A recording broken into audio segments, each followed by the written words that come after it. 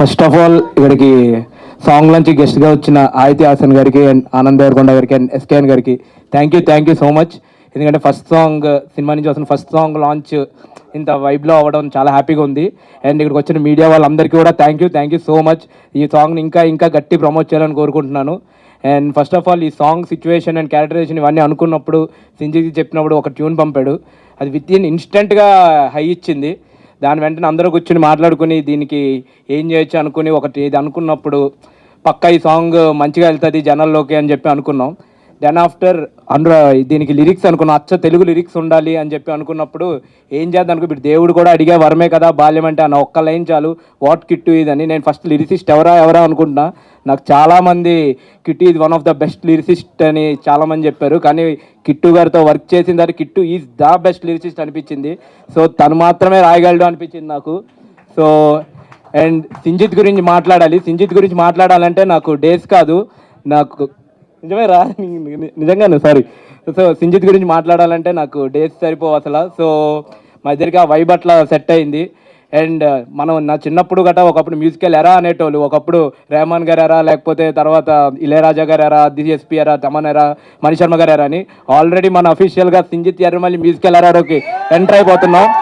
So already ఇప్పుడు సింజిత్ ఇచ్చే little arts చూశారు. నెక్స్ట్ మీకు సమ్మర్ హాలిడేస్ ఎవ్రీ సాంగ్ మీకు ఒక తెలియని హై వస్తుంది కన్ఫామ్గా. అండ్ సాంగ్ అంతా బాగుంది. నెక్స్ట్ ఏం చేద్దాం అనుకున్నప్పుడు సింగర్ విషయంలో ఆలోచిస్తున్నాం. సో అనురాగ్ అని అనుకున్నప్పుడు నేను ఎప్పుడో బీటెక్ కాలేజ్ డేస్లో ఉన్నప్పుడు పిల్లారా, ఇంకా ఆశాపాష ఈ సాంగ్ లూప్లో వినేది. కానీ ఇప్పుడు ఇదే సాంగ్ ఇప్పుడు మళ్ళీ నా సాంగ్ నేనే వినుకుంటున్నా. కానీ పాటలు పాడేది మాత్రం ఒకే వ్యక్తి, ఆయన అనురాగ్ కుల్కర్ని. సో ఆయన పాటలు కన్నా ఆయన గురించి చెప్పడం కన్నా ఆయన పాటలే మాట్లాడతాయి. So and next coming to Rohan and Khushi, మీకు విజువల్గా వాళ్ళు ఎంత బాగా చేశారంటే ఎంత కష్టపెట్టినా వాళ్ళు అలా చేస్తూనే ఉన్నారు. అండ్ విజువల్గా అంత బాగుందంటే దాని కొరియోగ్రఫీ చేసిన లక్ష్మణ్ మాస్టర్ ఆ నాస్టాలజిక్ ఫీల్డ్లోకి తీసుకెళ్ళడానికి ఏం చేయాలనుకున్నా బేసిక్గా లక్ష్మణ్ మాస్టర్ని ఏం చెప్పినా భరిస్తారు కొంచెం. దాని గురించి ఫస్ట్ థ్యాంక్ యూ చెప్పాలి లక్ష్మణ్ మాస్టర్కి.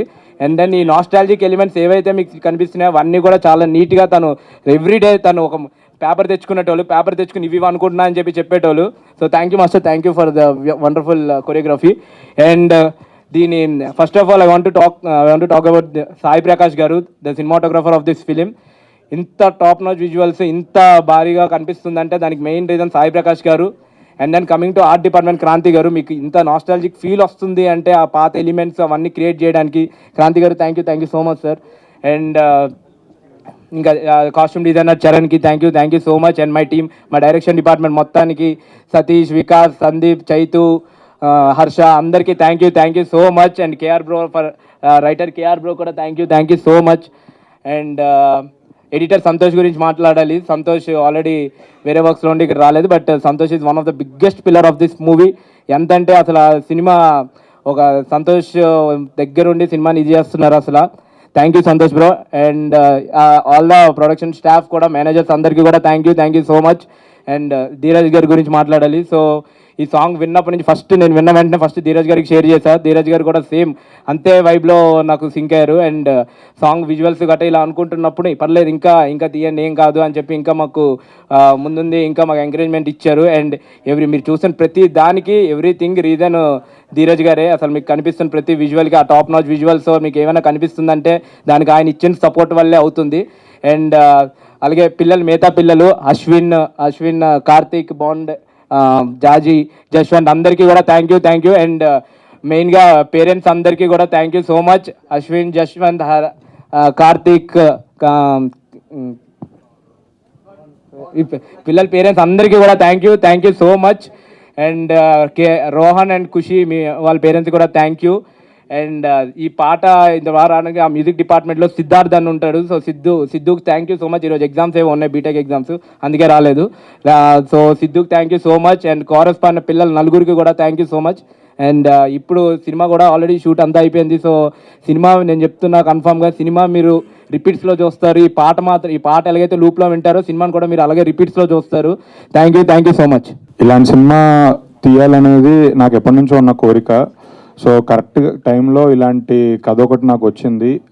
నాకు నాస్టాల్జియా పిచ్చి చాలా ఎక్కువ. సో ఏది చూసినా దాని మీద ట్రిప్ అవుతుంటాను. సో ఇలాంటి కథ నా దగ్గర తీసుకొచ్చిన శ్రీకర్కి నిజంగా నేను చాలా హ్యాపీగా ఉన్నాను కథ చెప్పిన రోజు. అండ్ ఈ సినిమా రిలీజ్ తర్వాత డెఫినెట్లీ ప్రౌడ్గా ఫీల్ అవుతాను. అండ్ నిజంగా శ్రీకర్కి చాలా థ్యాంక్ఫుల్గా కూడా ఉంటాను ఇలాంటి మంచి సినిమా చేసినందుకు. ఫస్ట్ నుంచి ఈ సినిమాకి మెయిన్ పిల్లర్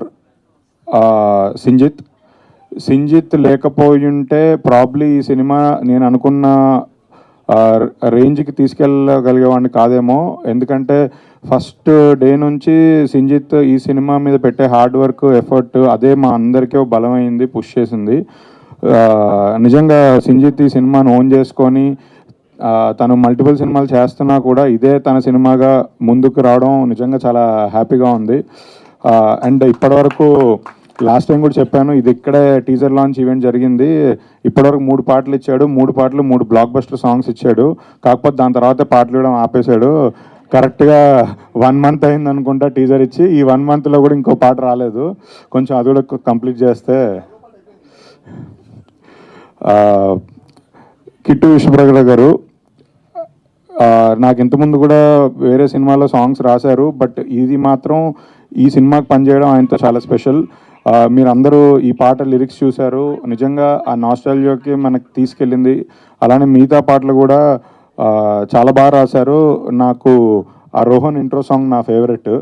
సో ఆ సాంగ్ లాంచ్ కూడా తొందరలో వచ్చినప్పుడు దాని గురించి మాట్లాడతాను. అనురాగ్ కులకర్ణి గారు, ఆయన ఎన్ని సాంగ్స్ ఈజీగా ఒక 200-300 సాంగ్స్ పాడుంటారు. ఎంత సార్? 800 అంట. ఓకే, 800 సాంగ్స్ పాడిన అనురాగ్ కులకర్ణి గారు అంటే ఆయన కూడా ఈ టీం అందరం మేము చాలా ప్యాషనేట్గా, చాలా ఇంట్రెస్ట్గా ఏదో చెయ్యాలి, ఇంకేం చేద్దాం అన్న ఇది ఉంటుంది. నిజంగా మాకు టైం ఇచ్చి, మాకు వీడియో సాంగ్ షూట్ చేయడానికి టైం ఇచ్చి చాలా కోఆపరేట్ చేసి, ఆయన మేము కొంచెం ఇబ్బంది పెట్టి స్టెప్లు వేయించినా కూడా సరే సినిమా కోసం చేద్దాం, పాట కోసం చేద్దాం అని ముందుకు వచ్చారు. నిజంగా నేను థ్యాంక్ఫుల్ అండి దానికి. అంటే నిజంగా 800 సాంగ్స్ పాడిన మ్యూజిక్ సింగర్కి అంత ఎఫర్ట్ పెట్టాల్సిన అవసరం లేదు. అది స్టార్ సినిమా కాదు, ఆబ్లిగేషన్ కూడా లేదు ఆయనకి. స్టిల్ లిటరల్లీ నమ్మి ప్రేమించే వచ్చారు. నిజంగా థ్యాంక్ఫుల్ అండి.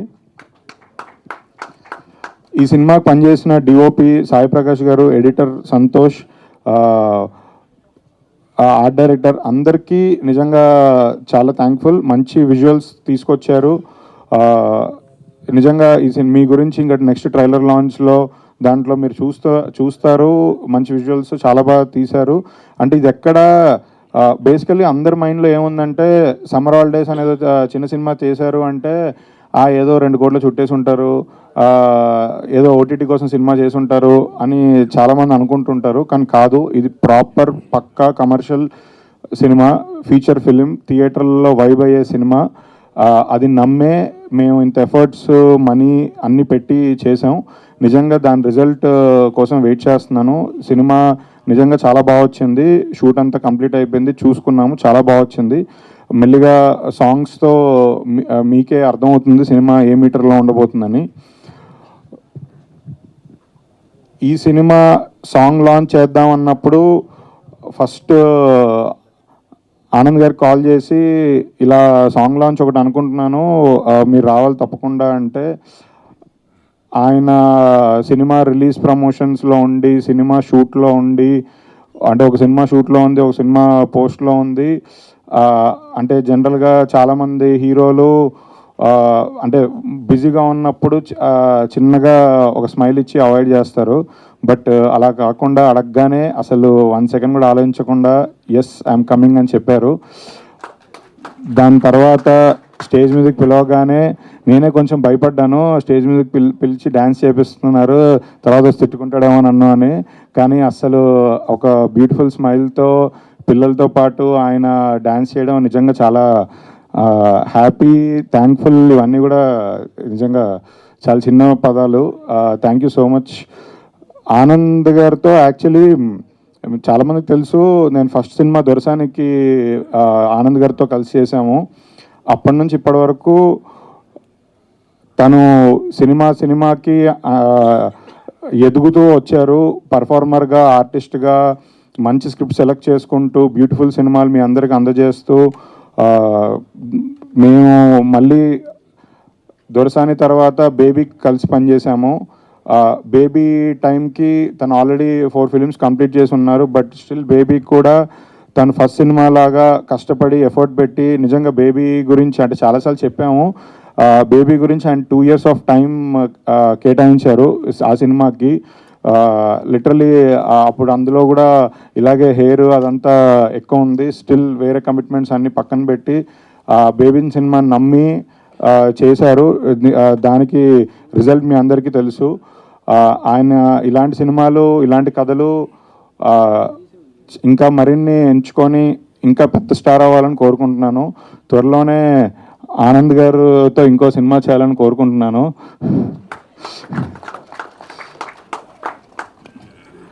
ఆదిత్య హాసన్ గారు యాక్చువల్లీ ఎంతమందికి అర్థమైందో లేదో నాకు తెలియదు, కానీ నేను చెప్తున్నాను. బేసికల్లీ ఈ సాంగ్కి, పర్టికులర్ సాంగ్కి, సినిమాకి ఆనంద్ గారిని, ఆదిత్య హాసన్ గారిని ఇద్దరిని గెస్ట్గా పిలవడానికి మెయిన్ రీజన్ నాకు 90s నా ఫేవరెట్. 90s సిరీస్లో రోహన్ క్యారెక్టర్ ఇప్పుడు ఎపిక్లో ఆనంద్ గారు చేస్తున్నారు. దాన్ని అప్పుడు 90s చేసి ఇప్పుడు ఎపిక్ చేస్తున్న డైరెక్టర్ ఆదిత్య హాసన్ గారు. సో వీళ్ళిద్దరే ఈ సాంగ్కి గెస్ట్ అని ఫిక్స్ అయ్యాను. అందుకే ఫోర్స్ చేసి మరీ తీసుకొచ్చాను. ఆదిత్య హాసన్ గారు అయితే అసలు చాలా మొహమాట పడుతూ సర్లే ఏదో ఒకటి స్కిప్ చేద్దామని ట్రై చేశారు. కానీ ఆయన కోసం సరే, అందుకే ఆయనకి మీరు ఏ డేట్ చెప్తే ఆ డేటు, ఏ టైం చెప్తే ఆ టైం అన్నట్టుగా చెప్పి తీసుకొచ్చాను. ఎస్కేఎన్ గారి గురించి మాట్లాడితే దిష్టి తగులుతుంది. ఎందుకంటే ఆయన గురించి మాట్లాడే ఈవెంట్లు చెన్నై లవ్ స్టోరీలో ఇంకా చాలా ఉన్నాయి. ఆయన ఈ సినిమాకి నా జర్నీలో ఆయన చాలా ఇంపార్టెంట్ పర్సన్. అంటే నేను ఎన్ని సినిమాలు చేసినా, ఏం చేసినా, ఎవరితో చేసినా నాకు గీతార్ట్ సంస్థ ఎలా మాతృ సంస్థ, ఎస్కేఎన్ గారు ఫర్ ఎవర్ నాకు పార్ట్నర్ అనుకోండి, ఫ్రెండ్ అనుకోండి, బ్రదర్ అనుకోండి, ఏదైనా కానీ ప్రతి సినిమాలో ఎస్కేఎన్ గారు నాతోనే ఉంటారు. ఆయన ప్రతి సినిమాలో నేను అలానే ఉంటాను. అండ్ ఎస్కేఎన్ గారుకి ఇంకొక థింగ్ ఏంటంటే దేవరకొండ ఫ్యామిలీకి లక్కీ ప్రొడ్యూసరు. బేబీ, ట్యాక్సీ వాలా, గీతా గోవిందం, గర్ల్ ఫ్రెండ్లో కూడా ఎస్కేఎన్ గారు ఉన్నారు. సో అన్ని సినిమాలకి ఎస్కేఎన్ గారు దేవరకొండ ఫ్యామిలీతో చేసిన సినిమాలన్నీ బ్లాక్ బస్టర్. త్వరలో ఎస్కేఎన్ గారు మళ్ళీ దేవరకొండ ఫ్యామిలీతో ఎవరిని సెలెక్ట్ చేసుకుంటారని నేను కూడా వెయిట్ చేస్తున్నాను. అంటే మీరు స్క్రిప్ట్ తీసుకెళ్ళాలి కదా, ఎవరికి తీసుకెళ్తున్నారు? సో అలా దేవరకొండ ఫ్యామిలీకి లక్కీ ప్రొడ్యూసర్ ఎస్కేఎన్ గారు. ఈ రోహన్, ఖుషి, అరుణ్ ముగ్గురు పిల్లలు మెయిన్ లీడ్గా చేసిన ఈ సినిమా, ఇది నాకు ఈ పిల్లల్ని సినిమాకి షూటింగ్కి పంపించి షూటింగ్ జరుగుతున్నంత కాలం వెరీ సపోర్టివ్గా, పాపం ఎగ్జామ్స్ టైం ఉన్నా కూడా మేనేజ్ చేస్తూ సపోర్టివ్గా ఉన్న పేరెంట్స్కి నిజంగా కృతజ్ఞతలండి. మీ సపోర్ట్ లేనిది ఈ సినిమా మేము ఇలా కంప్లీట్ చేయగలిగే వాళ్ళం కాదు. ఎందుకంటే ఒకటే లొకేషన్, ఒకటే ఊర్లో కాదు, ఇది హైదరాబాద్ వెళ్ళాం, అమలాపురం వెళ్ళాం, మళ్ళీ వచ్చాం, మళ్ళీ వెళ్ళాం, ప్రతి చోట సపోర్ట్ చేశారు. ఆ పేరెంట్స్కి నిజంగా థ్యాంక్ యూ అండి. Thank you so much.